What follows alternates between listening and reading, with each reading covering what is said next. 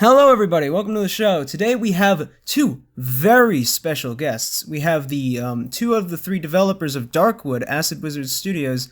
Say hi, Jacob, and Gutex. Hello. How do you do? Gutex is the second one. I've been told it's hard to tell voices, so I have to introduce everyone specifically. Kyle.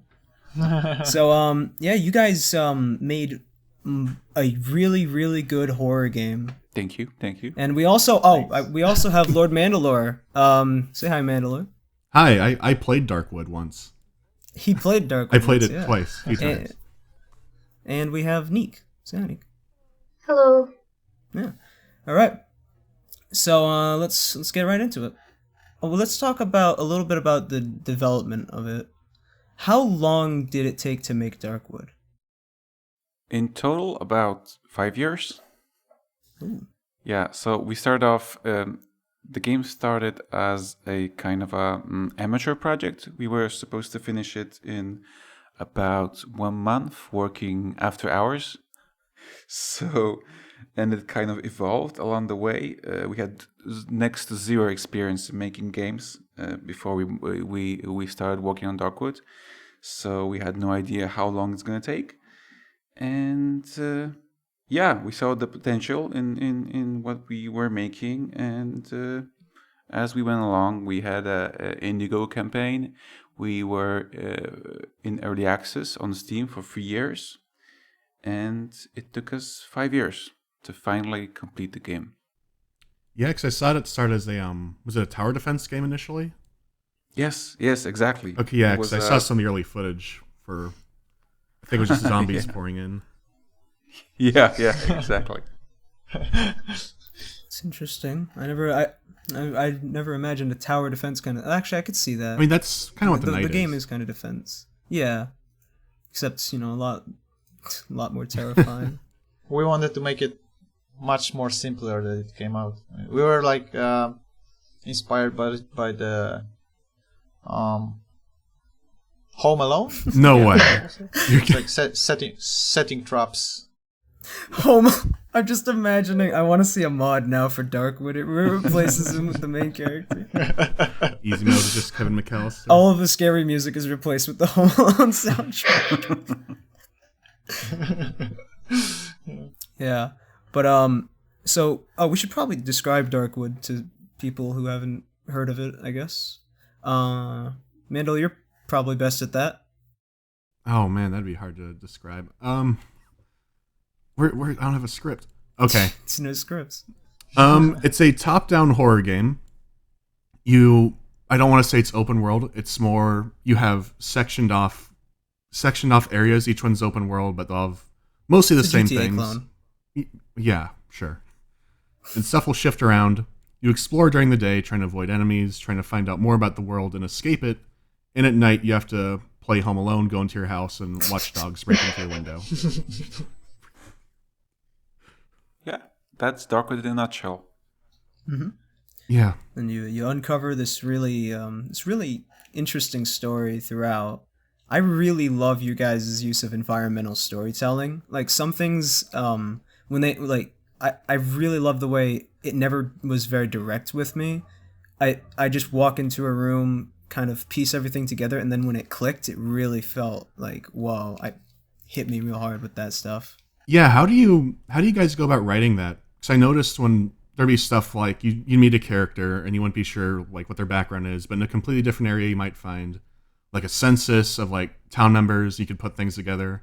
It's like, how do you set all of that up?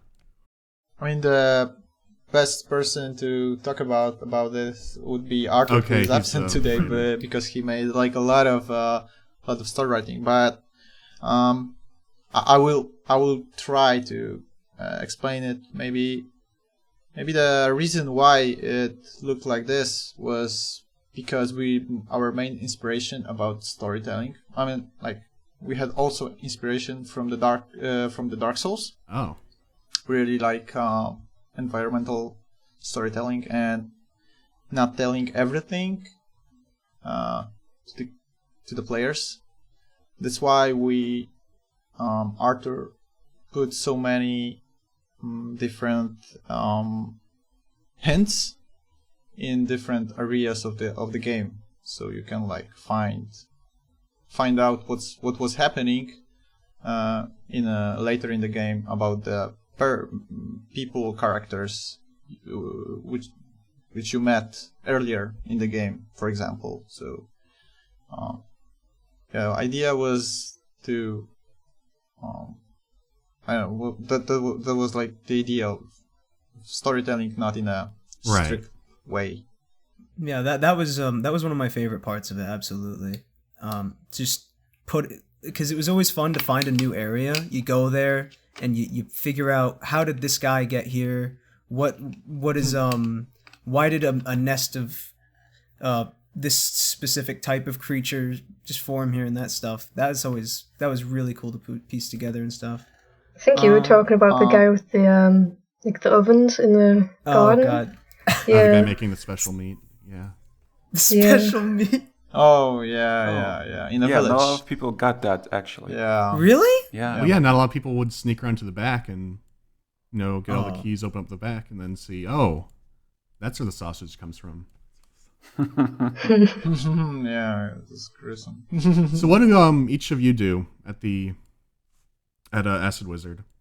I know it's like a 3-man team, which is pretty insane for the scope of the game. So I'd imagine you both fill quite a bit of roles. Yeah, well, that's the reason why. Sorry, Jacob. Yeah, that's the reason why it took us 5 years to make it, because we had to wear a lot of hats. So for me, it was mainly programming, production, marketing, PR, tech support, management, all that stuff. And for Artur, it was music, sound design. Most of the story, he picked it up in the later stages of the game, because initially all of us were writing the story. But kind of like naturally over the course of development, he took charge in this aspect. He also did all of the level design. And yeah, those are his duties. Yeah, and I did like most of the, I did the character animations, and like there's only 3 of us, so many responsibilities. We were responsible for many things more. Yeah, the game design for the game was made by all of us in a kind of like a democratic process, which is very frustrating for the most parts. But thanks to it, we have a kind of this unique blend of things that we love from other games. So Jacob did the character animations, everything? Could you repeat, because I didn't heard. I was wondering if you did I don't know the word for it, like the dialogue character animations, or just like all of the also the game these ones. Okay. Yeah, Artur drew these characters. After that I was cutting them and like puppets and animating them. It was right. Yeah. You could go to hell for that centipede. Oh, I don't. I ran into that in the second playthrough. I think I haven't mentioned that Artur also did all the art. Yeah. Darkwood. Oh wow. Yeah, all of it. All of it? Yeah. Wow, that's amazing, because the art was one of the things that really stood out to me. Yeah. Especially I really love the portraits you guys had, like the little animated portraits when you open up, like you start talking to a character. Some of it was really, really disturbing to look at, and that's I guess that's a good thing in the game. So let's talk about your guys. I guess, was this like a pillar of your development, like a horror game with no jump scares? Because I hear that was a lot of the marketing. Yeah, pretty much. Because none of us are really horror fans. And from what I remember before making Darkwood, we were all really scared of playing horror games or watching horror movies, and we hated jump scares. It was just something we didn't really enjoy, and we wanted to make a horror game that doesn't rely on this kind of direct primal kind of scaring. We wanted to do everything in kind of an indirect way, like we wanted to make the player scared of things that he doesn't know. Like not knowing things was our objective. Yeah. And that's one of the main things I hate about a lot of horror games on Steam these days. I don't really play horror games all that much because it's just whenever I get a jump scare, it's more of a oh fuck you than a like oh that's terrifying. It's just annoying rather than scary. Well, it's like your washing machine can bang in the middle of the night and it'll scare you, but it's like it startles you. It won't leave a lasting impression of like, oh man, 2 years ago my washing machine banged really loud. Yeah, but I remember throughout all 18 hours being too afraid to leave the house at night to see what the thing knocking on the door was. And I think that's way better than just having something go ooga blooga wooga in my face. I hate when someone is calling me at night, and for example, I don't know the English word for it. Maybe Gutek will help me. Domophone? I don't know either. When you're like living in a flat and there's the telecom? Like telemarketers, like when. Oh no, but it when it happens in the night, in the middle of the night, when someone is calling you via telecom, it's it's the worst feeling ever. I really hate it. I am like you should make a horror game about that. Oh yeah, for sure.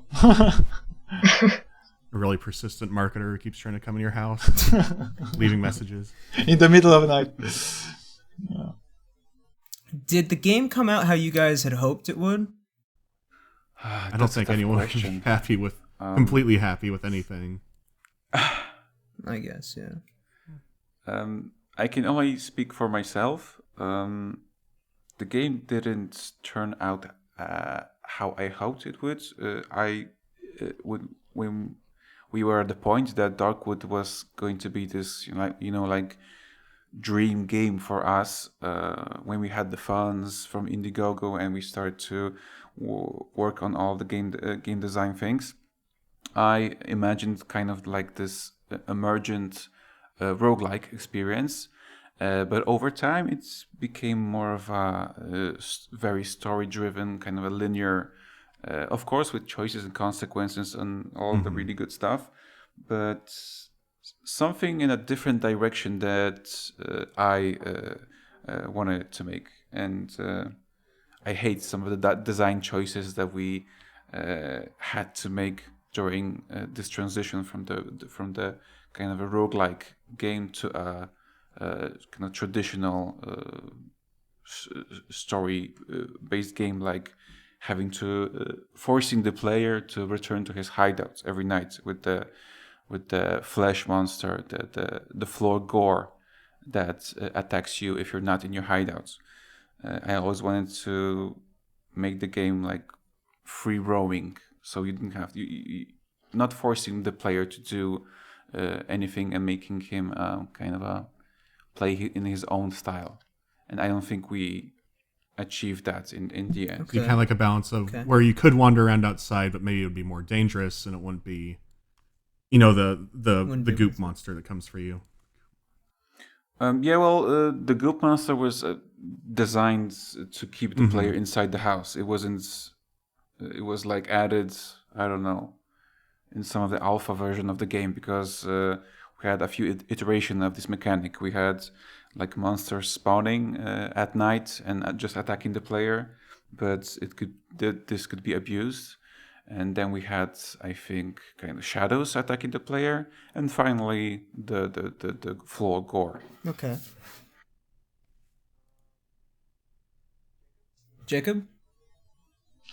I mean, maybe I feel a little bit like Gustav, but we didn't have answers how to do it in this earlier version of a game, that because I was we split it into two teams for, let's say so. Me and Gustav, we wanted to make something more like a roguelike experience, maybe something like this. And Arthur wanted to, he didn't know how to do it. We didn't know also. So he drove to that way of a more traditional RPG and adventure game. And all in all, I think it came out very well. I'm also not 100% happy with some design elements, but it was hard because we told what game we were gonna do, and after that we started to think about it. It was like on the other way around, so it was really hard to make this I don't know these design choices in the other way.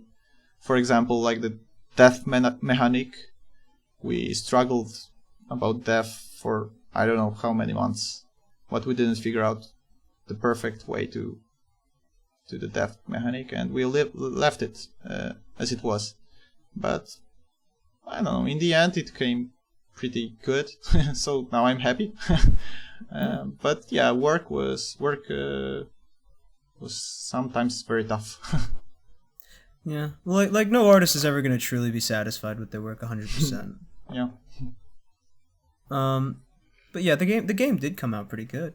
It's fantastic actually. But Great. so that brings me into my next question. Do you guys have any plans for the future of Acid Wizard? Yeah. At the moment, we're resting. Me personally, I'm burned out completely, even now. As for Jacob and Arthur, I think they wanna continue working, but I'm the one that's a bit stalling the making new stuff. We have some plans for Darkwood. I'm not sure if we can announce them yet, so I'll keep it secret. But we have no plans for next games at the moment. We haven't really talked about that. I think Arthur made a game in the meantime. Yeah. Really? He made one. I beat it up. Does it have a name? No, I don't think so. I mean, I don't know if I can talk about it. It was more. He taught me that it was more like an experimenting in Unity, and he was like trying to learn Unity. That's why he did this thing in. I don't think he did this in 3 days time or something like this, 4 days time. It was pretty fun. Okay. I mean, I don't blame you for getting burnout after 5 years with 3 people. Because after I played it and I was, doing background stuff for video, looking, research things, and so it's like Acid Wizard Studios is 3 people. And I said, "What? There's no way." I went through the So they didn't 3 people did this. Like they didn't have anything outsourced for programming. It's like okay, that blew my mind. Yeah, I didn't know that. I was amazed. Yeah, we had a developer on recently actually. He did the whole thing just by himself, and it always amazes me the scale of some games that just a very small team can put together. You guys are I was saying this before, but it was kind of we already took money for these promises. It's really it's really important in this whole Darkwood story. We started in Indiegogo campaign, and we told people that we're gonna make this kind of a game, and we did know nothing about making games. They paid us. They wanted to see this vision to be made, and we couldn't, we couldn't back off because I don't know how would development of Darkwood happened if it wasn't it wouldn't start in a Indiegogo campaign or early access thing. The game would be. I'm 100% sure that it would be more simpler than it's now. Yeah. There's I'm happy you guys got that money because there's a lot of content. I feel like with 18 hours I've just scratched the surface. Nick, you played 70 hours, right? Yeah, I think my first playthrough was about 70 or 80 hours. Really? I like explored everything I could. I was going to every single like building, every character, everything. Yeah, I think my first was 30 because when I went to do a video on it, I thought I saw indie game horror and I went, it'll be maybe 2 or 3 hours. I can knock that out in an afternoon. And then I saw the map and I went, oh no, this is gonna take some time. So I put in a lot more than I ended up thinking I would do the first playthrough. I think it was 20 or 30 hours. I'd have to look. Yeah. You said in your video it was like 20. Yeah, I think it was 20. Yeah, I did 18 hours. I didn't feel like I was rushing anything, but I was just I felt like I wanted to explore more, but I felt like there's so much more I could do, but I didn't want to, or like not that I didn't want to, but that if I do this, will it potentially screw this up? Maybe. Okay. Did you guys get the true ending the first time? Yeah. Should we mention the true ending? Are you guys okay talking about that? I mean, I guess we could spoiler it and then in post, no spoiler. I mean, we can talk about spoilers if you want. I just didn't know if you guys. I'm fine with it. I would assume people listening to this have played the game. I saw your Darkwood review video that you had like the second ending for when in the first gameplay, Mandalore. Right? Yeah. I was I don't know why, because it might have been the color grading, but I was really thinking of Stalker when I was playing it, and I was thinking of the game and how it had the I guess also spoilers for Stalker, but there's the kind of fake out where it's like, oh, there's not really a wish. There is a Wishmaster, but it's gonna not be good for you. And there were these little things along the side where it's like, well, there's a lot of signs that something's not right. And there was the I think it was near the pig farm where you have the mirror and you can look at yourself, and you're really like this disfigured, whatever's happened to the I can't remember the character. Is he just the stranger? Do you have like an official name? I called him Hat Man. Yeah. Yeah, I called him the man in the yellow hat. Yeah, that's the official name. Is it really? Yeah, so like Hatman could look in the mirror and sees that his face is all messed up. Other characters are saying he's mute. And they go into town. I'm like, well, like this seems all right. And then when the lady on the bench said like, good afternoon, then he says, oh, good afternoon. I'm like, okay, something's off. Cool. That's when I realized that, and seeing like the doctor go crazy. I didn't know I was doing the conditions. I just kept looking around everywhere because I must have wandered around the city for 20 minutes just looking for stuff. I didn't get the true ending the first time around, but like when I played it, I just thought this is too happy of an ending. Yeah. There's no fucking way after all the crap he's just been through that he's gonna get to just go home and take a load off, just go to bed and that kind of shit. I also felt it was kind of weird that his house in this forest that he's been told is constantly expanding. He's just gonna go back to his house that's like a 5-minute jog from the woods and just like, I'm just gonna go back to bed. I don't even need to get miles and miles away from the hellscape I just endured. It was London. I didn't mention the video, but I noticed so that's like one of those things I want people to kind of see for like on their own. I noticed there's a lot of theme in the dream sequences on laying down and going to sleep.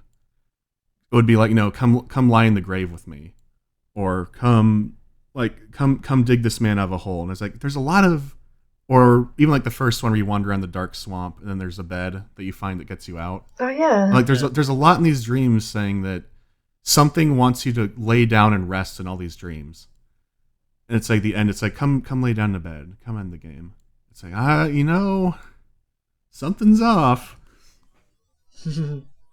My friend Jason had a question about the ending, and that is when did Hatman get taken? Like was the whole thing a dream, or that kind of, or when did he, like when he was leaving the forest, or like when was he taken by the tree? I'm not gonna answer that. He's not gonna. I know, it's just a little discussion. You're gonna ruin all the game theory videos if they tell you when. Sorry, Matt Pat. I don't think Matt Pat would have the. I'm not gonna talk about Matt Pat. Never mind. But yeah, I can understand you guys don't want to talk about, like, you don't want to ruin the interpretation bit of the game. Yeah, I think it's important to leave some things for the interpretation for the player, because especially in a horror game. yeah, we have all of these things kind of written down, and those things have a definite answer, but you won't get that in the game. You would have to hack our computers and get into the design document and learn it from that thing, and the rest is up to you. It's in your mind. Oh yeah. I like that. That's pretty cool. Mm-hmm. Richie asks, what would you say to someone who knows very little about your game in order to convince them to try and buy it? It's a survival horror game for people who don't like horror games. Yeah, that's pretty good, actually. That's kind of how I felt about it. It was kind of meant to be a horror game that is not actually a horror game, because we didn't know how the atmosphere would work for people who are veterans in the genre, because we weren't. But it turned out that the atmosphere is pretty intense. So by making a game that is meant to be for precies like us, we made a game that is also intense for people who really enjoy the genre. So yeah, I think we made a good job on that front. Yeah. I think it's quite funny that you're saying that you're not really fans of horror, but you've managed to make probably the scariest game I've ever played. Oh, yeah. Thank you. I play a lot of horror games. Maybe we like horrors, but like different types of it. I mean, like Mungo or something. We just wanted to show it in a different way. Yeah. Yeah, well, I like horror, but the subtle, like in The Shining, or in Earthbound, or in Earthbound, and things that you like it when it's not so direct. You like the kind of horror that keeps you up at night thinking about it. Like more atmospheric. Kind of horror that gives me nightmares. Yeah. Yeah, I noticed a lot of I don't know if I would say subverting. No, I guess it would be, but compared to most horror games, when you'll have you'll have like some horror strings come in when the monster shows up, like Dead Space, like dun dun dun dun dun, like here he is. But like I think silence is very underused in these kinds of games. Oh god, yeah. And Darkwood did a great job of just, you're walking through the woods, you're not going to hear all the time just like this dun dun dun dun dun dun dun dun dun dun. I'd say it's silent, so you're just hearing the wind, you're hearing the trees, and you hear a and it's like, oh, I don't know, time to go. Just at night time you'll hear like a door open somewhere and you'll just be like so paranoid. There was one bit I swear I felt like was setting up a jump scare. I'm not gonna spoil where and what it is, but you're going through this underground thingy and there's a door banging underground, and I swear I was like, something's gonna pop up and go booga booga booga and try to scare me. It never did though. And I really appreciate that. But the atmosphere was amazing. I love that. The music was 90% ambient music, wasn't it? Yeah. Like the main things were ambient. And it's all thanks to Arthur. Yeah. Arthur didn't want to make like a lot of it. I mean, I remember that maybe I don't know if I recollect it correctly, but I know that there was like conversations at the office that maybe he should make more of it, but he was like really he had like a vision about it. He was really using like silence, as you said. Mm-hmm. It was like a choice and a decision to make a lot of silence, because silence is who made who made those fucking dogs? Which dogs? The little dogs, or like the steroid big dogs? Not the sound. Oh, the dogs. The dog is sitting with me. To be honest, his name is Shurek, and he is. Did you miss the dog? Fourth wizard. Oh, so you had 4 people then? No. It's a dog. I know, I'm joking. Yeah. And he was recorded by Arthur when he was barking in the office. And Arthur made some magical tricks in whatever software he's using. And I dogs, thought larger dogs were bears the first time. When I heard those growls, and like, I think the corn maze is one of the first traps. It's kind of, I think it was potatoes. It was some kind of farm where you see like the chest in the middle, and you just start hearing growling. You could barely see through it. Yeah. Oof. Mandalore, you had I found a picture. You described the dog when you were talking about it with me. You described the dogs in Darkwood with this image. Oh, I know exactly what picture you're talking about. Yeah. That's how Shurek looks. Yeah, exactly. He's ripped as you go to the gym every day. Those dogs were so fucking terrifying. They were fast and strong. They took 2 swings at the shovel. Yeah. There was my favorite, but also least favorite because it was scary. Was it was that bird thing? What was it called? Banshee. Banshee. The banshee, the thing that would summon birds. When I first saw that in the game, I didn't know what to do. I actually like flung the mouse over the monitor. I think I ran the first time. You ran the first time? Because I saw it when it screeched and then disappeared, and I saw little ones. I was just so bothered by it, I just left.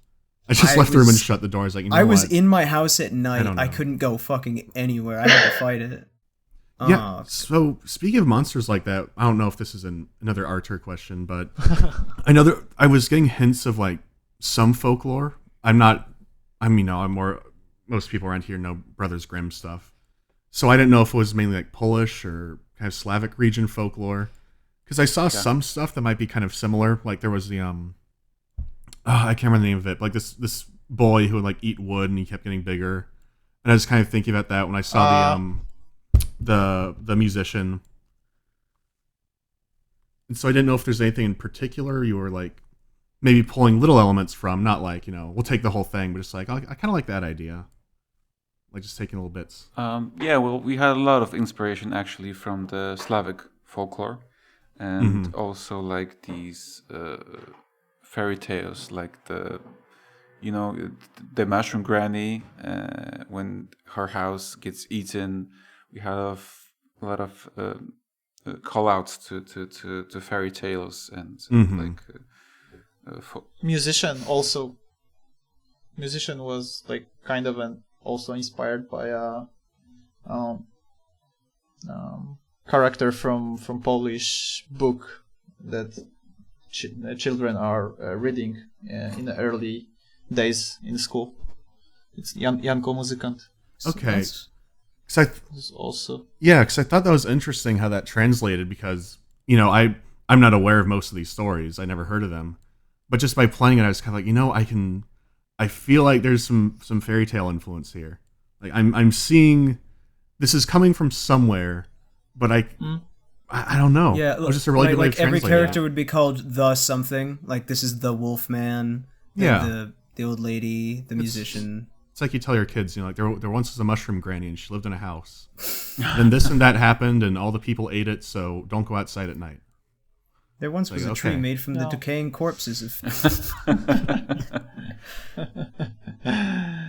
It's good that you felt that way. I mean, when you mentioned that game is fairy tale-y in review, I think we like when characters are like based on something. That's why we decided to base it in Poland. Right. It was our decision because, of course, this is like the place we're living. The stories we heard are, stories of our fathers and grandfathers. So we took advantage of it and tried to make some things that would be more realistic. I don't know. It's what because you're in Poland. You have these stories, and you have people who are going to buy the game who don't know them. And so it's like, well, let's show you some of like what we grew up with. A really twisted version of it, but here you go. Would someone who grew up where you guys live, would they have a totally different, I guess, feeling of the game? Would they, see the game differently than some like us, Americans and Brits? For sure. Yeah. I mean, for sure. Yeah, they are like a really strong. For example, the items you're collecting, they're like strongly borrowed from our past, or like the past of our country. I don't know how to call it. Maybe Gutek will explain it better. Yeah, because the game is based in the 80s, where Poland was like a puppet country of the Soviet Union. It was a communist kind of regime. And things that we had back then, the items that Kuba mentioned, I don't think they could be explained in any way if you haven't heard the stories from your father or from your parents about the times that they had to live in. Like, most of the food was given out by coupons, and you couldn't just go to the store and buy them. It was something you can't really now fathom when you're living in a capitalist country. So we have all these items, and they're not explained in the game in any way. And for the viewer who is based from the Eastern Bloc, I think it rings.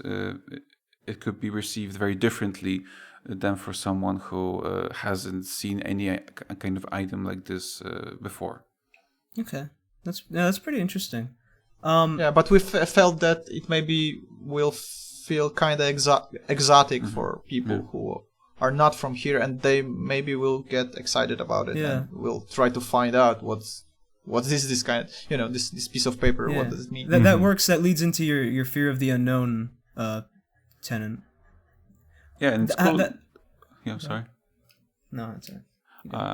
And it's cool that you can go to the Darkwood wiki, and you can, if you're interested in an item or a character or something like that, you can go to the wiki and read all of the really cool trivia and descriptions and comments from all the people, and get to know the backgrounds of these things. It's really really interesting stuff, and some things I didn't even know myself. So yeah, that's cool. Oh, that is pretty cool. So was the wiki, I assume, was made by fans? Yeah, 100%. I'd imagine that you guys like going on there once a week and seeing, people putting up stuff that's blatantly wrong, kind of laughing at it, seeing if things get changed. Yeah, favorite pastime. It's like, well, there let's see what they is put also together. like a. Yeah. I'm sorry. Oh, no, go ahead. No, I just said that there is also like a Russian wiki and Russian fan bases, and we don't know what's going on there. I don't know. Yeah, no idea. So maybe they are like laughing at us there, and we don't know what's going on. Well, there is a picture of Gagarin, so maybe this game's really in Russia. Yeah, I think a lot of people think that the game is based in Russia, because we had like the eggs game with the wolf and the chickens. We have Gagarin. It was actually like the first console I've ever played. I mean, like, let's say so. The Wolfman with eggs. It was cool. It was a thing when I was growing up. Really? I had one. Yeah, everyone had one, or knew someone who had one. Yeah. Everyone in America had Yu-Gi-Oh cards. In Poland had axes. I mean, most people back then here, I think, would have like the little plastic castle, or the or that racing mat rug. I don't know what it's called. Yeah, I know exactly what you're talking about. Yeah, exactly. Everyone had that. And over there they had the Wolfman with the axe. Dramatically different growing up. I've pasted you a GIF with actual dog. Oh, he's cute. Oh, he's adorable. Looks nothing like the terrifying monstrosities that attacked me in the woods. Yeah, like Arthur changed him in his. Yeah, he changed that thing's barking to the. Yeah. He is a magician. A wizard. A wizard. He's a wizard. Yeah. So I have a question about the objects you pick up in the game. What was the what was the thought process behind making them like a low resolution kind of thing? Like, I liked it. I liked the aesthetic choice there. But what was the thought behind that? Well, the thoughts initially was that we didn't know how to make these kind of things, and we knew we had a lot of things to make, and we wanted to take shortcuts. That's why we started to make a top-down game, because we thought they would be simple and quick to make, and the pixelated art style is again something that we thought that would be quick to make, and it grew from there to something that it turned out was not really fast to make, and it was sometimes very painful to make. But yeah, that was the initial thought process. I guess it ties into the whole art from adversity kind of thing. Yeah. So it's like, then it ended up with a style where it's like, you can't feel, I don't want to say the game is blurry, but it's like, you never feel like you're completely focused on something. It's all a little bit out of focus in like this dream state. And then hearing it's like, oh yeah, it's because, we didn't know how to do this at first, so we made it kind of low res, kind of hard to read, but then that tied into everything else. Yeah, I think it turned out beneficial to the atmosphere, because for us, when we got the funds, it would be no problem to make the game like not pixelated. Actually, like all of the characters are made in HD, like we'll not HD, well in like full resolution at you have first. like full render, and then you knock it down. Yeah, and then they are made into lower resolution, so it would be kind of the same process. But we thought there would be kind of a more unique art style and something that would make your like brain work more and fill in the blanks. Don't let them see the monster, and so it's like even when you exactly. show the monster, still have it a little bit hard to see, a little bit out of focus, but you can see there's details, but you just can't. That's the thing I think really helped with the horror, because I've always had this thought in my head about horror, is that if it looks too clean and too pretty, then it kind of loses an aspect.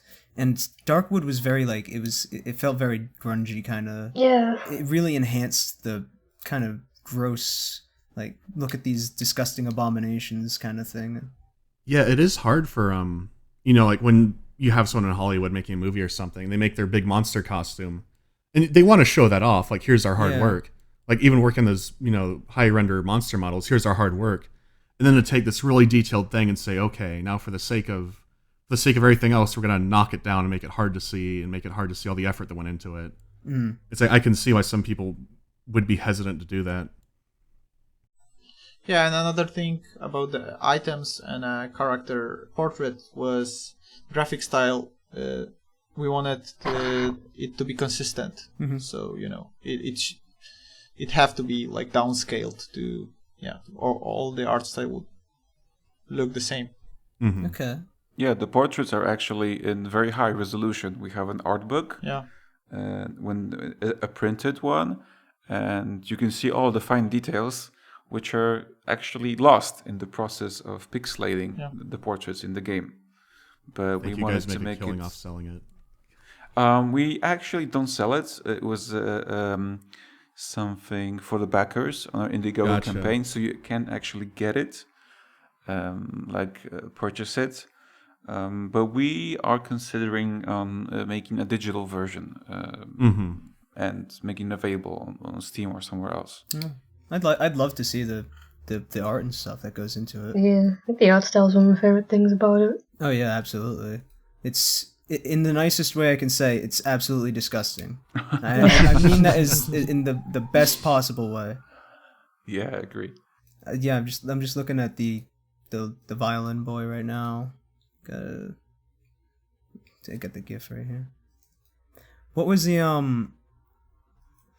okay, so we asked what was how you feel about it, and you seemed pretty middle of the ground. What were your favorite aspects about it now that it's finished? What are your favorite things? I want to return to the previous question because I'm really proud of what we achieved. No, yeah, go ahead. You can return. Yeah, no, that's my return. I'm really proud of what we achieved. I'm really glad that how we made the game, but of course I'm not 100% satisfied with it. I hate it a bit, but I also love it. So yeah. And for the second question, I think I love the art style, the music, and the story the most, and the way we the story is told, not the storyline, the way you have to go from point to A to B to C to D to do things, which I hate. But the interaction with the characters and the environmental storytelling, those are things I think we really, it's really, really well made. Like, for my tastes, it's a perfect fit. Jacob? It's just the question about what was fun for us in a process, or what was fun. What was your favorite aspect of it? Like, Okay. in the completed. You can answer the other question though. I'd like to hear that too.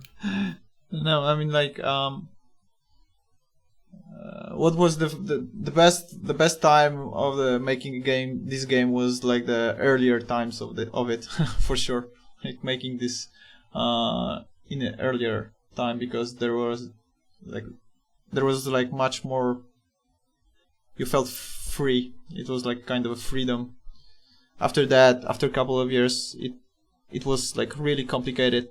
It started to be complicated because all these mechanics wouldn't fit to each other, and it began to starting really hard to put it all in a way that it will work somehow. So this is like the question which I asked myself, and I don't know which aspect is the best for me in a Darkwood. I think most satisfying is like the storytelling. This kind of not strictly telling a story, but storytelling about by items and by environmental storytelling this worked very well in our game. I'm kind of happy about it. Was it you guys that I heard something about? I don't remember, but you had a very interesting way of dealing with piracy. Yeah. Yeah. You guys, I think you gave out code, like the game download, to the pirates and just like asked nicely to please buy the game. What we did was we made a torrent for the game and put it on the Pirate Bay, and we shared it on ImageOr. We made a post with our story and how we made the game, who we are, and then we said that we're fed up with the gray market of reselling games, like on eBay, on G2A, you can buy codes for games which are like mostly acquired from shady places, like credit card frauds, like stock buying keys from region-locked areas where you can buy the game cheaper, and then you can resell them. This is, I think, a very bad practice, and we wanted to in the process of sharing the game with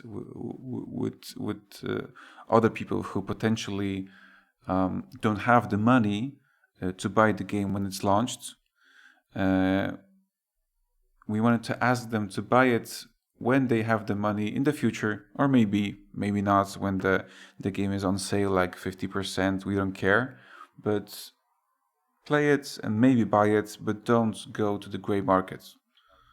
Because it's bad. We wanted to raise awareness of the fact that it's a shitty practice. Do you think that openness and that kind of like level of honesty with the customer helps you make any sales at all? Do you think that hurt it? I don't think it hurt it. From the stats we acquired, it helped a bit in the long run, but it didn't make a big impact. So I think it's a win-win situation where we didn't lose sales, and we let a lot of people who don't have the money to play it play the game with kind of no a clear conscience, because in different areas piracy is viewed differently. In our case, we were raised on piracy. Because in the 90s in Poland, you couldn't basically be a gamer and not be a pirate. it was impossible to legally obtain all of the games, even if you were rich, because distribution was kind of non-existent at the time.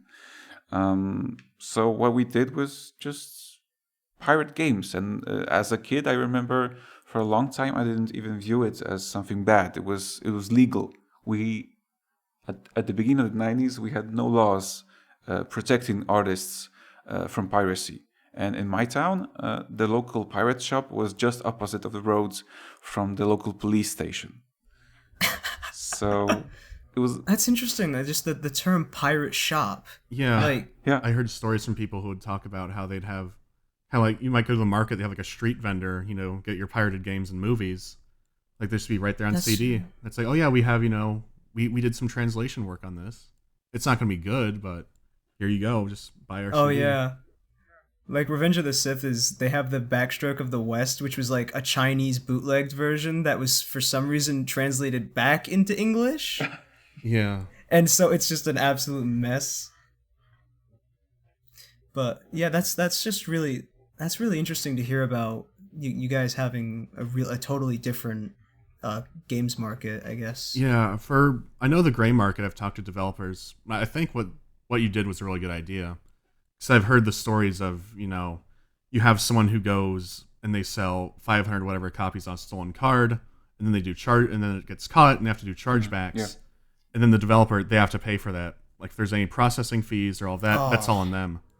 So it's like, that sucks. Yeah, so if you pirate someone's game, you are getting something for free, but you're not actively draining money directly from the developer. If you buy it from a gray market and something like that happens, then you can be costing the money directly besides, you know, a loss of a sale. Which, you know, loss of a sale is that's a weird area people argue about. But it's like it's different compared to, you know, oh, well, we found these 500 stolen keys got refunded, so now you have to pay the fees for all this. It wouldn't surprise me if more people start doing something similar with indie titles in the future, unless they have really good DRM. So how do you guys have like we talked about the wiki earlier. Like, how do you guys feel about the community you guys have fostered? Because like both Nick and I and Mandalore, we've all made content around Darkwood before. I'm personally really surprised that Darkwood has such a big and vibrant community of really of people who really dug deep into the game. Like I'm very as someone who was very not sure of how people would react to all the subtle, because the things you mentioned, like the meat in the village, where it comes from, the secret sausage. Secret sausage. We didn't really know how people would react to it, because it was the first time we were making things like these, and we were not sure if people would really pick up on these subtle things. And it's really, really cool to hear you guys talk about this, that you did pick up on this, and reading the wiki and all the content that appears on YouTube and everywhere else. So I think it's one of the most rewarding aspects of making Darkwood, seeing the community come alive. Yeah, that people take effort to get deep in the work you've made. It's really cool. Yeah, I made that. I was the guy that made the live action Darkwood video. Oh, and yeah. Really? Yeah, we went. We were in that like abandoned place with cobwebs and just dust everywhere, and it was getting all in the camera and everything like that. And I made my two like crew members sit down and play Darkwood for an hour just to make sure like we could get the tone right. That's nice. Yeah. I want the color correction. Play this. Yeah. We were in there until like from like 5 p.m. till midnight that night, just trying to make sure we got all the footage, we got everything we needed right, and it was fun to make, and I'm glad you guys like motivated me to like go and make that kind of thing too. Was it scary being there at midnight? A little bit, because the whole thing we were trying to do, we tried to make a lot of loud noises as well. So we tried, like I'd say, Kyle, we're recording right now. At like 5 seconds into the recording, go over there, drop a metal pipe on the floor. Yeah, that kind of shit. And so that kind of thing got us a little bit. It was a bit scary, but it was a lot of fun to make, and I loved like making it for Darkwood especially. Mm-hmm. Thank you. It's a cool story. Yeah. So we're reaching 1 hour. Do you guys have any like developer stories you'd like to share with us? Developer stories. Or questions about his live action Darkwood project? What? No questions about that. No questions about it. It's a secret, top secret. I don't know. Yeah, how was the how about the day you launched it? How would that go? Oh yeah.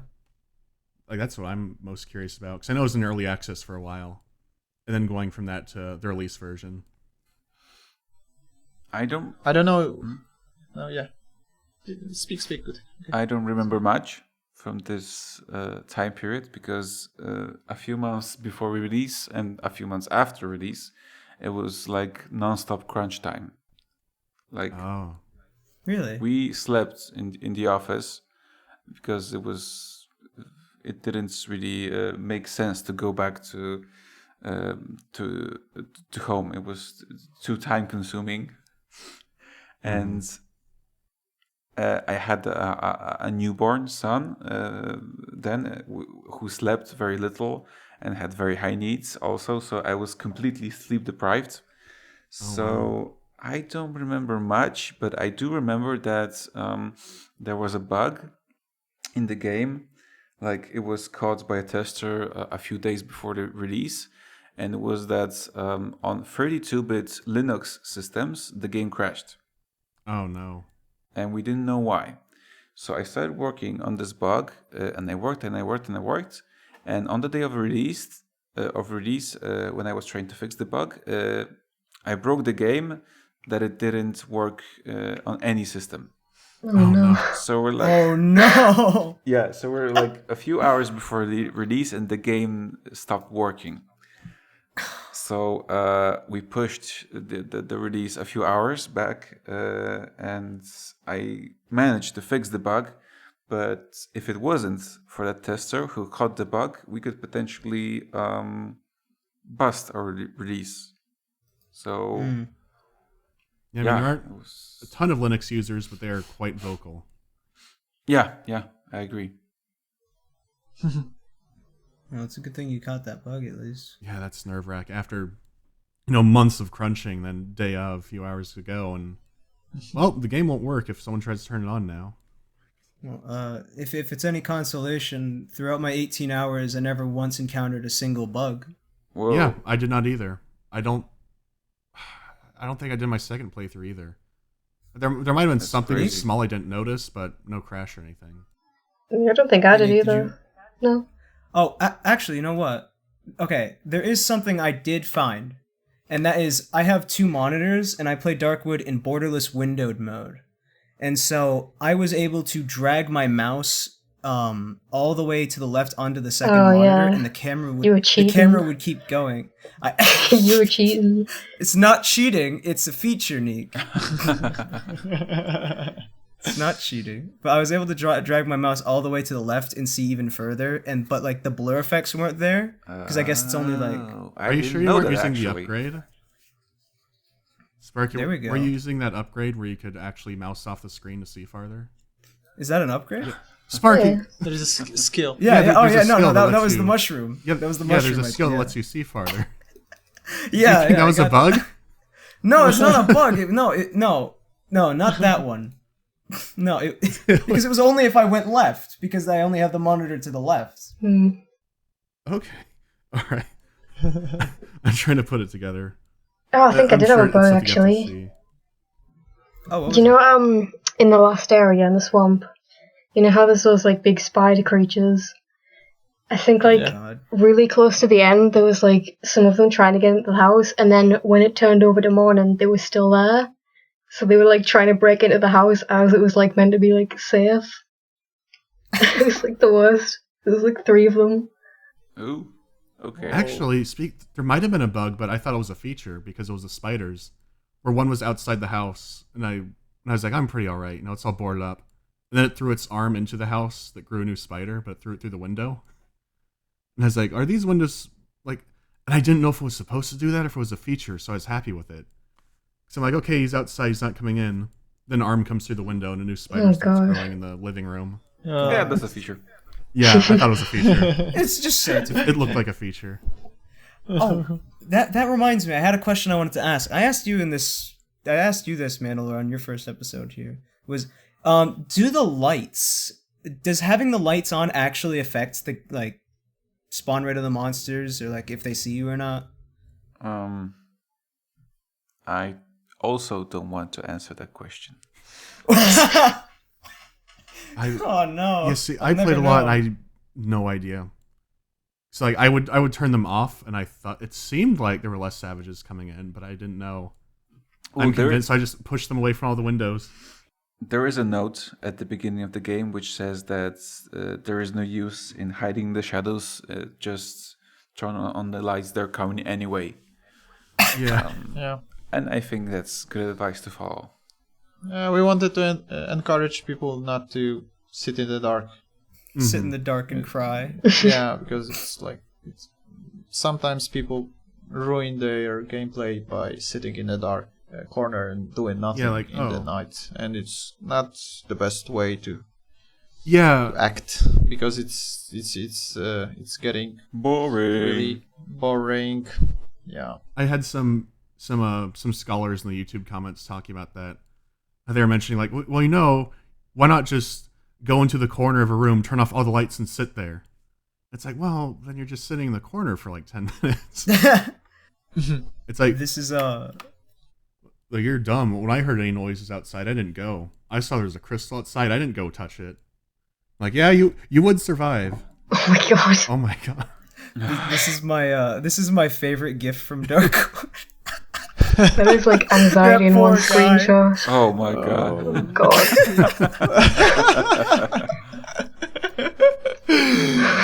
Imagine that in like first person. Just seeing that. Jesus. Yeah. That's cool. This is cool. Yeah. Do you guys ever go on the Steam community page for Darkwood? Yeah. Yeah. That's where I found that. Yeah, there's a lot of good stuff there. Yeah, there is. I love people turning Darkwood into memes. I saw Neek made one, didn't you? Did I? Oh, was it the SpongeBob thing? Yeah, show him the SpongeBob thing. I'll post it if I've still got it. Okay. But some of the fucking some of these Darkwood images on here are like hilarious, but also. Oh yeah, I haven't been to the Darkwood section, and there's a lot of new stuff. Very good things. Some of the fan art here is. Oh yeah, there it is. I'll post the original one as well. Where is it? Oh, that's adorable. Cool. I didn't know you could actually fight him the first time I played. Oh. I didn't even. My friend Jason tried to kill him in his first playthrough, and he actually did it, the madman. I don't know why he did that. Oh, he tried to kill everyone, didn't he? No, his goal was he was doing a genocide run. Yeah. We were like asking about the characters, and he was just like, "Oh, I killed them." Just did you like Wolfman? He's just like, who? It's Wolfman. You know the guy, the Wolfman. He's like, oh, I killed that guy immediately. I thought he was a threat. He had an AK. I didn't like him. What is wrong with you? Like the fight with Wolfman was implemented very in a very late state of a game. The boss fight in like the warehouse.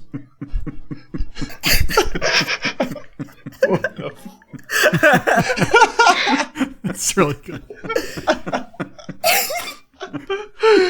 Oh, this one is perfect. Perfect. Oh my god. Glad you like that one. I made that one. I'm so happy you guys like that. One of my favorite quotes is from that grandma, because the violin kid, he's just like, what was it? Devil fucked your mom. Get the fuck out of here. Or Babushka just wants to live in Absolutely peace with her daughter. Where did you find this one? Like Oh no, I one? made that one. Oh my god. Did you I- post it somewhere? I posted it on Twitter. I just said obscure meme. I don't have any memes, but I have my mouse breaking. What's this? That was when I almost broke my mouse and I didn't put it in the video. Oh, you can see him jump. That fucking. Oh god, that's great. Oh yeah. So Yo, go ahead. Go. Do you know that there is like a girl who was streaming Darkwood, and she was literally Chicken Lady? I will show you. What? Yes, please, I haven't please heard do. that one. Yeah, you heard about that. Babe Babushka at twitch.tv. Wow. No, I haven't seen that. Oh, that's so good. Yeah, I love that.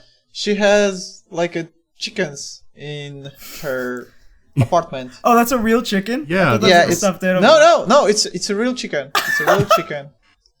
And I was watching her stream, and she hit the chicken with a plank nail or something. And the animation is like I've made the animation when the chicken is like losing his head when you will hit it. Mm-hmm. So it's kind of gruesome. And she made this funny reaction, and she grabbed the chicken and didn't let her to watch it. It was so funny. That's amazing. I want to find this now. It's on YouTube, right? She has like a Twitch channel for sure, and I have like a fragments of her streaming because we made this. I don't know if you saw the Darkwood YouTubers and Twitchers reactions movie. I've not. I did. I saw that. Shoot, it must have been last October.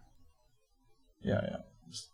So I was gathering the materials for it, and I found this girl with chicken head. That's great. Yeah. All right. It's fun.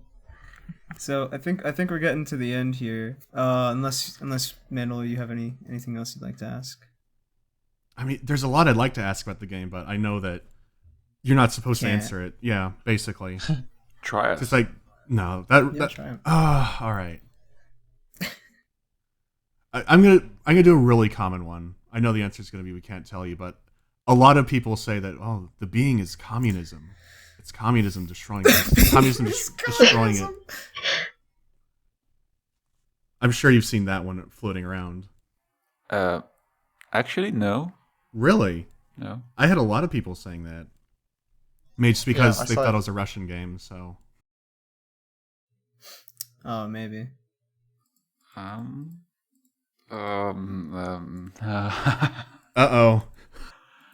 The cosmic death being known as communism. It will descend from the sky and I mean, I could see that a little bit, but I wasn't. maybe. So I was like, it's not a horrible theory. It's like, we were in this magic fairy tale forest, and then this thing came, and now everything's kind of decaying. It's like, I could see that, but it wasn't something I was gonna tell people. Like, here's my theory. Here's my game theory. As I have seen that, like that'd be all right. I've heard some people try to Resident Evil it, where it's like, oh, it's a virus. The being is a virus. You could find there's vials of the research base outside of it. It's like like that one could work too. It's good to leave that open to interpretation. Yeah, that's what's cool about it. I mean, like, if people like the virus story, they're gonna enjoy it the most. Let it be. Yeah. And when people are like feeling that the communism, weird theories, working with them. It's cool too. Yeah, I mean, it's whatever you want to see in it. Yeah, that's why it's so much cooler to not talk about what it is. Yeah. Exactly, because you can interpret it by yourself. It's gonna be better for you, even. Yeah, that was a struggle I had throughout the entire, I guess, video making for Darkwood. Was because it's like, how do you? And I'm sure that was a big problem Gutex had marketing. It's like, how do you tell people about this and try to get them really invested in it? But it's almost like a mystery box. I think Gutek really nailed it with it's a horror game with no jump scares, because I know that myself personally, that is the one thing that was keeping me from enjoying a lot of horror games, is just that it's annoying. I think you really nailed it with it's a horror game with no jump scares. That's brilliant. Right. Thank you. I do think there's a so I guess I don't want to say I'm like I see some people will be very, very big on immersion in horror games. So they'll want it to be like a first-person game or maybe a third-person game. And so when they see top-down indie game, they get a lot of preconceptions about it. Yeah. And so exactly. Yeah. So I was sitting there, I'm saying like, I've covered a few horror games from time to time. How do I convince people that this one's really good, but it's a top-down game, but I can't show too much? And so I was sitting there wondering how to pull that off. And I don't think I completely did. But I don't know. I'm glad I don't work for your marketing. That's why Gutek has that. No. The video, like I said before we were recording, Arthur, who is mostly responsible for the storytelling and whole lot of stuff, said that this is like the best review of Darkwood that he saw. And it really means a lot. I mean, it's a really, really, really good review. I feel so. Also, I feel the same. So you did a very good job with reviewing Darkwood. Well, thank you. I'm glad to hear that. So it was such a balance to strike. Because I know some people would have gone through and broken down everything, which I don't think would have been very in the spirit of the game. Where it's like, here's this and that. Here's what I think it means. Here's this village. Did Mandalore's videos boost sales? Like, did you guys notice a big spike in sales after that video went up? I think it's like the best viewing review video, if I consider right that Gutek. Do you mean Am reviews or YouTube videos in general? Probably reviews, because I think Let's Players were pretty crazy. Markiplier has 1.5 million views. Yeah. I mean reviews. I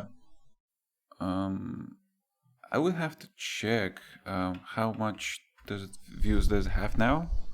200,000. 213. Yeah, that's probably 15.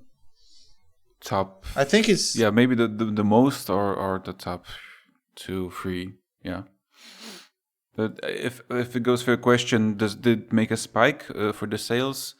I'm not really sure. I would have to check, because it was. I think it was around a sales. We had some sales going on around that period. Yeah, it was in. I think it was around November, October, but it's not a huge deal, I guess. Spooky month. Yeah, and we had some promos and stuff, so it's hard to gather data when there's a lot of marketing stuff going around. Can I ask you guys a question? Sure. Oh, yeah, sure. What was the being for you? Ooh, Sparky. Oh God, you're gonna make me go first? Yeah. You go first. Oh, I need time to think. Okay, fuck. For me, the being, I know this is gonna sound really fucking stupid and obvious. Aliens. When I first saw it, the first thing I thought of was Alien, because you know what? I wanted to talk about this. Annihilation felt like a point for point, like a live action remake of Darkwood. Oh yeah. It really did. Like you got something, this mysterious orb looking thing. It comes around. It comes down, does a ton of crazy shit in this woods. Uh, it felt to me like Aliens, and I know that's dumb. Probably, I don't think it makes much sense narratively. But like, if I were in that position, like in that story in that world, I would probably think Aliens. Okay. Neek. I don't know. To me, it was just one of those like just unexplained things that just belong in that world, and like you don't really need kind of a backstory for it, if you get what I mean. Mm-hmm. I'm not very good at explaining it, but it just exists in that world, like a lot of the things that don't actually have an explanation. Okay. Oh boy, where do I start? I guess I would call it a being because I don't know. Like Spark, you saying aliens, I think, isn't too far fetched. So I guess it's kind of an otherworldly thing. When I was playing it, I remember the first time I spared the doctor, and I was talking to him in the swamp from time to time. And he mentioned how everything was connected. Well, he was going crazy because like, oh, there's electricity in the ground. And I was thinking of kind of like the human brain. Kind of like how there's like synapses and connections. And how it was more like it was making the Darkwood this organic kind of thing. Because like people already living in it could go out at night and they wouldn't be bothered by the floor gore. But like an outsider, kind of like a foreign entity in the body, like the white blood cells come and attack it. So it's like the being was kind of similar to Annihilation, like Sparky was saying. It was changing the environment around it and outside elements of the environment that weren't naturally being brought into it by its spreading. It was trying to get rid of them at all costs while it was changing everything inside of it.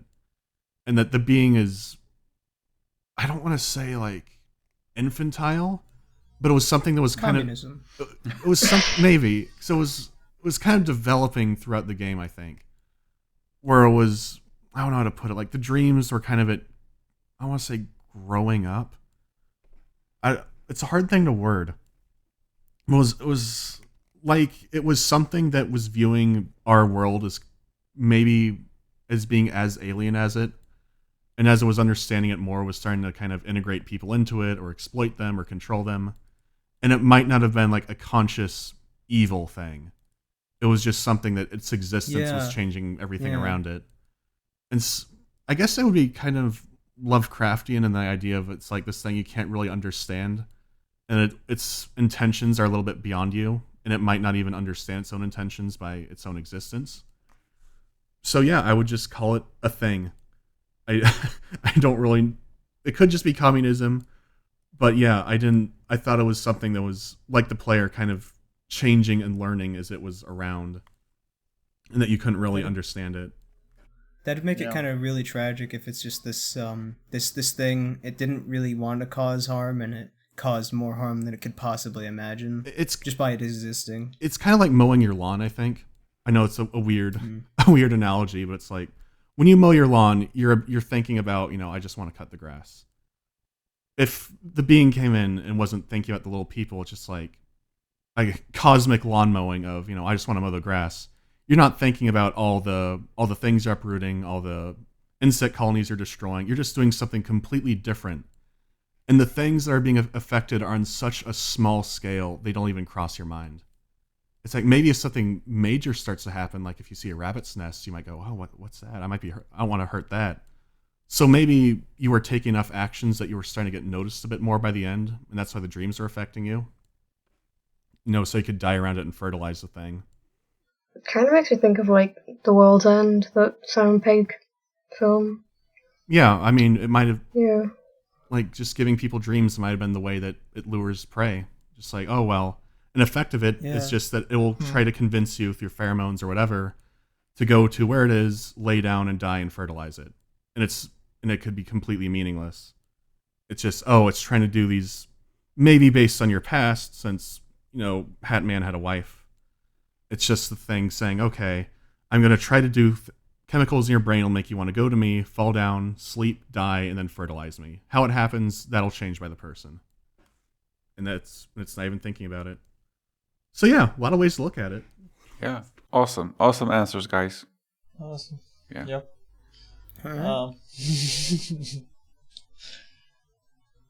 You guys got anything else? Are we all set? I don't know. If it goes for Annihilation, I got to know the movie because a lot of people on the forums were making threads about it that they kind of ripped off Darkwood. And Really? Yeah. And I watched it, and I agree there are a lot of similarities. But I'm more confused that people didn't say that we didn't rip off the book. Because the book came out first. Yes, Yeah. yes, It's a series exactly. that came out a Yeah, few it's years a ago. trilogy, I think. And no, I didn't hear about it before. People, Maybe it's because the movie wasn't advertised as a based off the book kind of thing.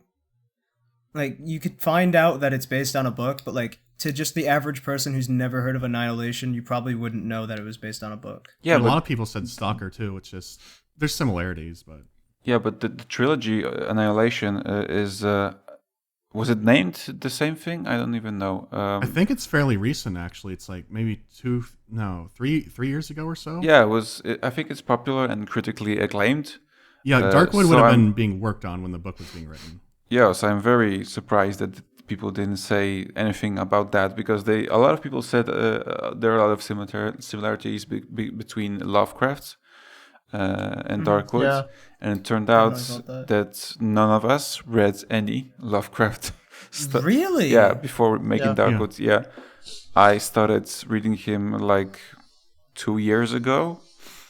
Yeah. And before that, none of us. I don't think Arthur. Kuba, did you read some of his work? Yeah, but after we started making Darkwood, Yeah. like And- also like 2 years ago, something like this. Like I think if a lot of people had to like put a Darkwood in a genre, they'd probably put it in the genre Lovecraftian horror. Yeah. Yeah. That's just interesting that you guys have never read or you had never read Lovecraft before. People do When throw I it was around a lot. when I was reading like the Colors from Cosmos, Color Out of Space. Color Out of Space. Colors of the Space. Wow, it was like really similar to our stuff. Yeah. I mean, our stuff was similar to this stuff. Yeah. This way. I mean, for Annihilation, there are a lot of similarities, but some people will just throw around the term Lovecraftian if there's a space monster, or if there are monsters at all. Some people just say, "Oh, it's Lovecraftian." Yeah. It's like, "Oh, there's a squid," and it's like, well, Lovecraft's big thing was trying to make it so you can't really understand what you're reading. Like it's really vague descriptions of, like, oh, it filled me with such terror, like I could barely comprehend its shape. It's like, yeah, Darkwood's like that. Annihilation, I didn't see as much of it in that. Like, I thought the bear was awesome, but it wasn't Bear really was cool. Lovecraftian. No, yeah, that's interesting. That it has a lot of the same story beats, but a completely different feel. Yeah, because it's like their whole thing. I mean, the movie was more of a. It could be like The Being, like Cancer, since the whole thing of that movie was. At least I interpreted it as cancer, since it was changing the cells, all the plants and animals around it, into something else, kind of unwittingly, and all the people seem to have been affected by. Well, didn't the one lady like her child died of cancer or something, or her husband? Oh yeah, no, that was a thing. Yeah, I noticed Yeah. a big theme of cancer. Maybe The Being is cancer. Maybe that's a new theory. That's it. It is. Oh. I'm gonna put that on the wiki. Fact. All right. Anything else? Oh yeah, have you guys seen The Ritual? That was a horror movie that came on Netflix fairly Oh, recently. yeah, I've seen it. What'd you think of it? Because I know it had a few jump scares, but I'm curious. It was okay. I think up to the point that it turned out that there's an actual like this primal Norse god. Norse god, and he's there, and you could just kill him. and Don't stuff. spoil it. Oh, I'm sorry. Spoil it. Oh, we were I'm in sorry. spoilers. Yeah, yeah. No, I didn't Sparkle, watch we it. need to make another spoiler section for The Ritual. Oh no, Jacob's go here. Ahead. Go ahead, Max. Max has to do it. I'm sorry, Jacob. I spoiled everything for you, but it was okay. But it was I think up to that point it was okay, and after that point it was like a bit ruined for me. I interpret it a bit differently up to a certain point. And I think the hardest part, I will return to the question where you asked what things are we most proud of or most happy with in Darkwood. I think the ending is something something I like, because I think it's one of not the hardest parts of anything. Absolutely. In a movie, in a book, in a game, the ending can spoil everything. You can have a brilliant game up to the ending, and the ending can just throw it all away. Just like fucking 10 Cloverfield Lane. I was just about to say that. The whole movie is excellent, and then the last 10 minutes is like really stupid. It's ambiguous up until that point. It's like, oh, it is aliens. There they are. I told my friend, I paused the movie right before that, and I said, all right, Kyle, you have a choice here. You can continue the movie, and it's going to suck balls, or you can just leave it here and have a really good taste in your mouth after the movie. He says, no, I have to know what happens. And he's like, after that, he's like, yeah, you probably should have just turned the movie off. Yeah.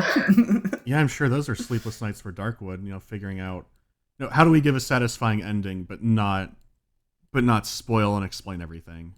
I kind of like, it's kind of like the whole interpretation thing, where you can, if you don't want to, you can just say, okay, yeah, he got away happy. He lived in his apartment house like 5 feet away from cosmic horror. And, or you can do the true ending, and that's your ending. But then when did he fall asleep? When did he? Was it all a dream? Did he fall asleep at the end? You still have new questions that are fun to think about. Yeah, absolutely. So it's like, it wouldn't be obnoxious. Like, I'm trying to think of a game that did that. I don't want to say Alan Wake did that. Do you ever play Alan Wake, Sparky? Where yeah. At the end he's like, it's not a lake, it's an ocean, and it's like, and that's over. It's like, yeah. All right. You kind of just like, well, the thing I don't like about a lot of those endings is where they introduce a new concept and then end it. Where it's like, okay. Yeah. Darkwood didn't really do that. Darkwood didn't just say, it would have pissed me the hell off if in Darkwood you just wake up and you see the being, and then it just like music sting, black, Darkwood. That would have annoyed the shit out of me. Or if you had 55 But then we could make options. Darkwood 2. Darkwood 2, Electric Boogaloo. You get to ask the being 50 questions, and it's like, all right, I'll tell you everything. Now you made it. Yeah, you didn't just introduce a new element and then go absolutely nowhere with it. You explored it a little bit before. Yeah, it's like it opened up more questions, because at the end it's like, oh, okay. It's like, oh, well, then how did this work? How did they get here? When did this start? Exactly. It's more like, oh, I wish I could know more, but... And you also don't want to go too far in that direction of like making user ask questions, because then you get Bioshock Infinite. And Bioshock Infinite, I liked its ending, but a lot of people were like really confused with that. Do you remember that? The whole like Bioshock Infinite's ending? I don't remember people being confused. I always thought of Bioshock Infinite kind of like an R-rated Doctor Who episode. Yeah. I remember just tons of people being like, I liked the entire game except the ending because it just raised way too many questions and then didn't do anything with them. I don't even remember the ending. Yeah. Elizabeth shows you all the other lighthouses in the world. Spoilers for Bioshock Infinite. Elizabeth shows you all the other lighthouses. She says there's an infinite amount of universes, and then for some reason she drowns you, presumably to erase, because you're like the core one, or the core universe, and like erasing you will erase Comstock, I guess. Upon reflection, it is kind of confusing. Yeah, that you want your ending to invoke mystery, but not have you confused like, by what? it. Yeah, I wasn't confused by the ending of Darkwood. I was like, whoa, what the fuck? Yeah, it built up to it. It's like, oh, I get it. That's why people were falling asleep all over the place. Like this. Yeah, that's why there's people wrapped in vines that like if you step on them they'll explode. Yeah, it's like it's been under your nose the whole time. I forgot about those. Exactly. Literally under your nose, like quite literally. Something that really freaked me out was just a really small detail, but when you're in that little area with the being, you look down, you see a huge chasm of vines and Like all the And then roots it's going just down like- into the world. Yeah, and you're like, how fucking big is this thing? Huh. And that bit just, I don't know why, that just small detail really made me feel tiny and insignificant and scared. Perfect. That's environment design. Exactly. This was my favorite enemy out of Darkwood. The crawler.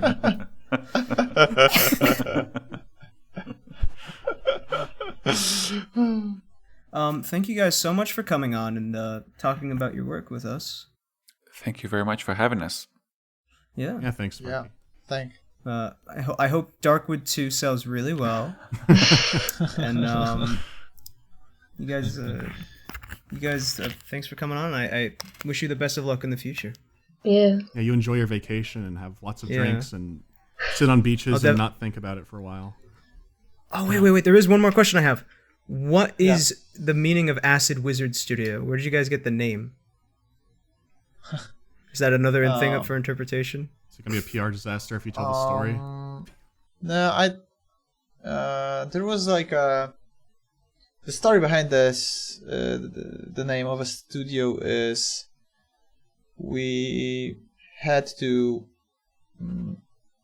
think about the name really fast because we made a global game jam game that was called Kevin Costner's Tatanka Hunting Simulator 2013. It was a game about Kevin Costner eating buffalo hearts, like in the movie Dancing with Wolves. Oh. Because the theme of the Global Game Jam that year was Heartbeat. So we made a game about Kevin Costner. And some websites saw that game and has written about it, like Kotaku and some bigger ones. And we were already working on Darkwood then. So we thought that maybe if they're gonna write something about it, maybe they will also mention that we are working on something bigger than our global game jam game. That's why we wanted to announce that we are working on Darkwood, and we are called ourselves, and we had to like figure out how. Right. So I remember when we were like thinking about it, and I was really into stoner and psychedelic rock music back then. And I proposed like an Acid Wizard Studio, but we also had like a few funny ones. I remember the Ninja Bird. Ninja Bird. Not Ninja Bird. Hamster?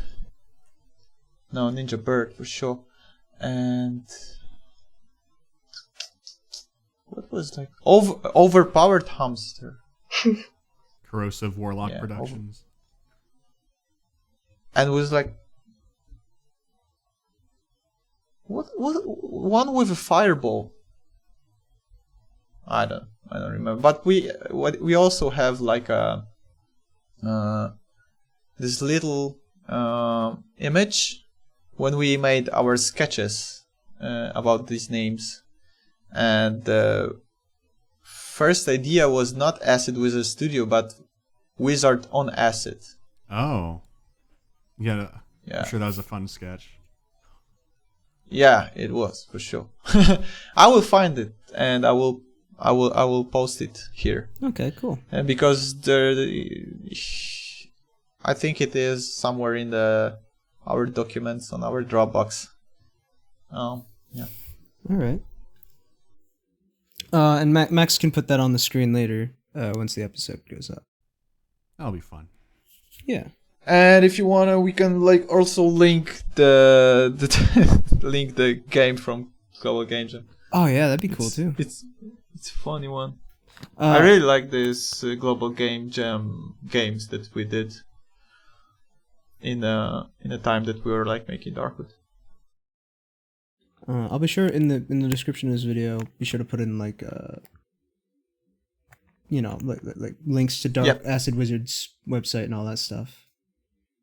Promotion, I guess. Okay, to get back to the outro, I just remembered that question real quick because I was looking through like the fan questions I asked people.